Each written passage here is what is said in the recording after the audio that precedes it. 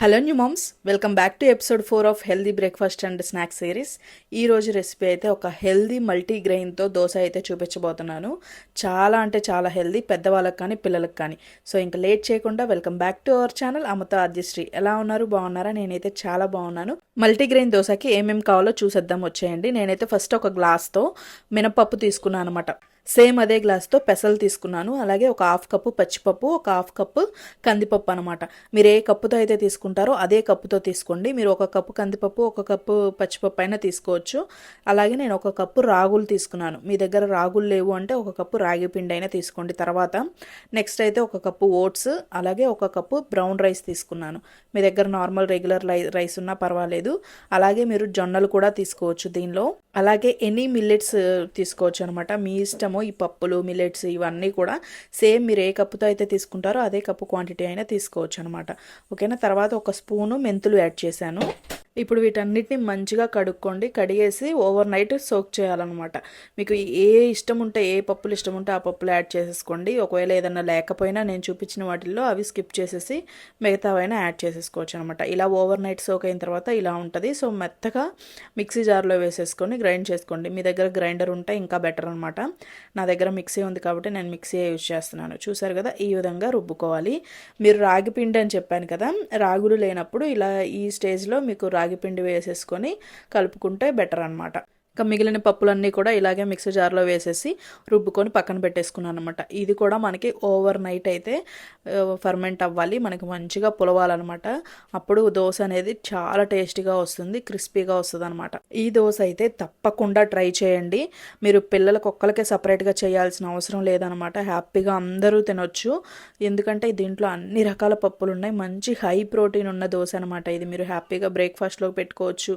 ఇంకా ఏదన్నా చేసినప్పుడు ఓతప్పం లాగా స్నాక్ టైంలో పెట్టుకోవచ్చు. అది మీ ఇష్టం అనమాట. చూసారా, నేను ఓవర్ నైట్ ఫర్మెంట్ చేస్తే నాకు ఇలా వచ్చిందనమాట. పైనంతా ఇలా బ్లాక్గా వచ్చింది. సో మీరు కంగారు పడాల్సిన అవసరం ఏం లేదు. మనం రాగులు అవన్నీ వేసాం కాబట్టి పైన అలా వచ్చేస్తుంది అనమాట. సో ఇబ్బంది పడాల్సిన పని ఏం లేదు. మొత్తం కలిపేసుకొని కొంచెం కొంచెం సపరేట్గా తీసి వేసేయండి. నేనైతే ఈరోజు గుంత పొంగనాలు చూపిస్తున్నాను అనమాట. దీంట్లోకి ఇంకొంచెం హెల్తీగా యాడ్ చేయడానికి నేను దీంట్లో ఆనియన్ ముక్కలు, అలాగే కరివేపాకు, కొంచెం క్యారెట్ తురుము ఇవన్నీ కూడా వేసాను. మీరు వద్దు అనుకుంటే వేసుకోనక్కర్లేదు, కావాలి అంటే వేసేసుకోండి. ఓకేనా. మనం ఎలాగో గుంత పునుగుల్లో ఆనియన్, పచ్చిమిర్చి యాడ్ చేస్తాం కదా, నేను కొంచెం క్యారెట్ యాడ్ చేశాను అనమాట, అంతే. మీకు ఇంకా ఏదైనా కావాలంటే కూడా యాడ్ చేసుకోవచ్చు. నేను ఇంక ఇక్కడ ఆనియన్ ముక్కలు, క్యారెట్ తురుము, కొంచెం కొత్తిమీర, కరివేపాకు, సాల్ట్, కారము, అలాగే మనకి జీలకర్ర కూడా వేసాను. ఇంక ఇవన్నీ వేసేసి మనకి సరిపడా వాటర్ వేసేసుకొని మంచిగా కలిపేసుకొని గుంత పునుగులాగా వేసుకోవడమే. మనకి మంచిగా వస్తాయి అనమాట దోశలు కూడా. ఒకసారి ట్రై చేయండి. ఇది నేను ఇప్పుడు గుంత పునుగులు చూపించాను కదా, తర్వాత నేను దోశ కూడా చూపించాను. మనకి ఏదైనా సరే, గుంత పునుగులైనా, దోశలైనా, లేదంటే ఏమి యాడ్ చేయకుండా ప్లెయిన్ దోశలైనా ఎలాగైనా వేసుకోవచ్చు. మీకు ఇంకా కావాలి అనుకుంటే దోశ మీద ఎగ్ కూడా వేసుకోవచ్చు అనమాట. ఎగ్ దోశలాగా చాలా అంటే చాలా టేస్టీగా ఉంటుంది. సో ఇప్పుడు ఇన్ని వేసాం కదా, టేస్ట్ ఏమన్నా పాడైపోతుందా అని అస్సలు అనుకోవద్దు. చాలా బాగుంటాయి. ఒక్కసారి ట్రై చేయండి. నార్మల్ దోశల కంటే కూడా ఇవి ఇంకా ఎక్కువ టేస్ట్గా ఉంటాయి. మీకు ముందుగా చెప్పాను కదా ఎనీ మిల్లెట్స్ యాడ్ చేసుకోవచ్చు అని.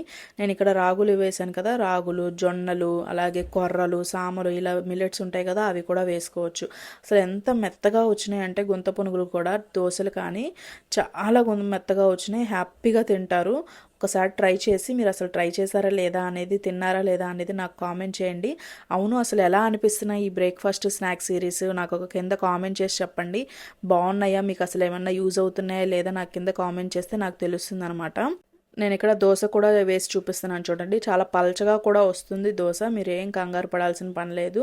నేను ఇలా ముక్కలు వేసాను కాబట్టి చిన్నగా చూపించాను. తర్వాత నేను పెద్దగా వేసిన దోశ కూడా చూపించాను ఈ వీడియోలోనే. ఎందుకు అంటే మీకు ఒకసారి ఐడియా వస్తుంది కదా అని చెప్పేసి ఇన్ని రకాలుగా చూపిస్తున్నాను అనమాట. మళ్ళీ రావేమో అని అనుకొని ట్రై చేయరు కదా, సో అందుకని చెప్పేసి చూపిస్తున్నాను. ఇలా కూడా వస్తాయి అని చెప్పేసి. అండ్ ఇంకొకటి లంచ్ డిన్నర్ రెసిపీస్ అడిగారు. సో నేను ఈ బ్రేక్ఫాస్ట్ సిరీస్ అయిపోయిన తర్వాత పిల్లలకి లంచ్ డిన్నర్ సిరీస్ కూడా స్టార్ట్ చేస్తాను. సో అవన్నీ వీడియోస్ మిస్ అవ్వకుండా ఉండాలంటే నా ఛానల్ని అయితే సబ్స్క్రైబ్ చేసుకోండి. సో ఇలా అయితే నేను మా పాపకి ఈ మధ్య ట్రై చేస్తున్నాను అనమాట. జనరల్గా జస్ట్ మనం పప్పు, రైస్ వేసుకొని చేసుకుంటాం కదా, అలా కాకుండా ఇలా కూడా ట్రై చేయండి. ఇది మీరు ఏ చట్నీతో అయినా పెట్టొచ్చు అనమాట. పిల్లలకి కోకోనట్ చట్నీ, పల్లీ చట్నీ, లేదంటే పుదీనా చట్నీ, ఇలా ఏ రకాలైనా పెట్టొచ్చు. నేను ఇక్కడ జస్ట్ టమాటో చట్నీతో చూపిస్తున్నాను. బట్ నేను ఆ టమాటో చట్నీ అయితే మా పాపకు పెట్టలేదులేండి. నేను జస్ట్ నార్మల్గా తిని చూపిద్దామని వేసాను అనమాట, అంతే. సో మరి నచ్చిందా ఈ వీడియో కనుక నచ్చినట్లయితే సబ్స్క్రైబ్ చేసుకోండి. అలాగే మీ ఫ్రెండ్స్ అండ్ ఫ్యామిలీ మెంబర్స్కి ఈ వీడియో షేర్ చేయండి. So thank you so much for watching. Next వీడియోలో కలుద్దాం. అంతవరకు బాయ్ అండి.